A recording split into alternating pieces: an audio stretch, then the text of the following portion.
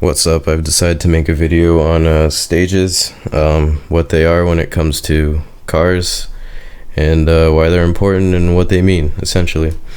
So basically you'll hear stage 1, stage 2, stage 3, 4, 5, XV, like tunes. You'll hear those terms being thrown around everywhere in the car world. Basically, in one word, they're marketing. It's a way for companies to market their tune to you so you can buy it and be happy with it, kind of thing. See, tuning companies can't do this. They can't have people with different cars. Some guy has this setup, certain turbo, certain manifold, certain exhaust, certain everything, certain plugs, and then he can't come to the tuning place, or he can't phone in a tuning place and say, hey, I need a tuned ECU, or I need a tune, can you guys send me one? And they'll say, oh, what do you have? And then he'll give him specifics, and they'll say, essentially, we'll do our best, but we can't guess, we'll have to tune it on a dyno. So a custom dyno tune is completely different. Nobody defines those using stages. 1,000 horsepower car, that's not a stage. That's a custom dyno tune with a custom setup, custom fabricated parts. You need to dial that in specifically with an actual tune. Stage tuning is a company, they make a tune on a car, they test it out with a specific exhaust system, maybe a 3-inch turbo back, a specific turbo, maybe a GT28 RS, for example, 630cc injectors, one-step coolers, plugs than stock, etc., etc.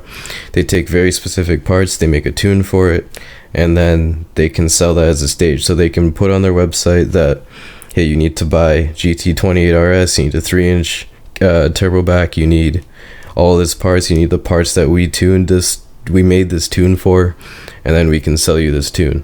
And it's your fault literally if stuff goes wrong because they research these tunes. So in a way, stage tuning is marketing, but it's the only way that it can work for companies to actually sell tunes.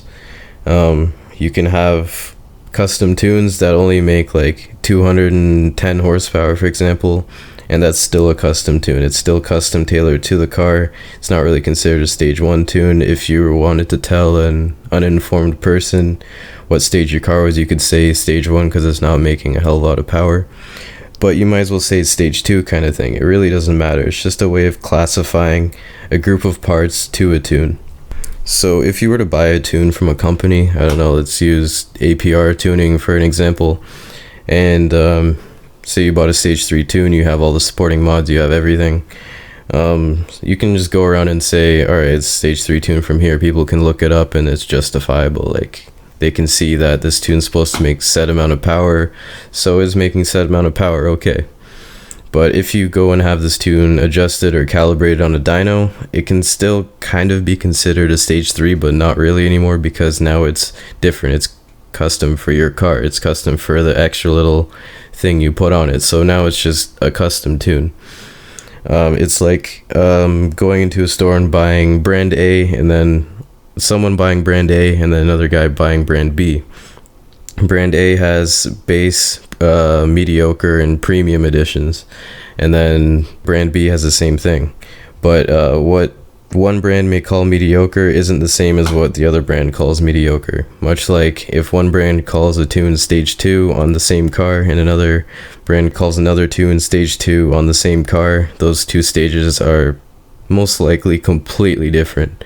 They may make similar power levels, but they might run completely different boost levels, completely different amounts of timing, etc., etc. So that's basically all I have to say. Thanks for watching, I guess. I'll be making more videos in the future about tuning. If you have any questions, feel free to ask.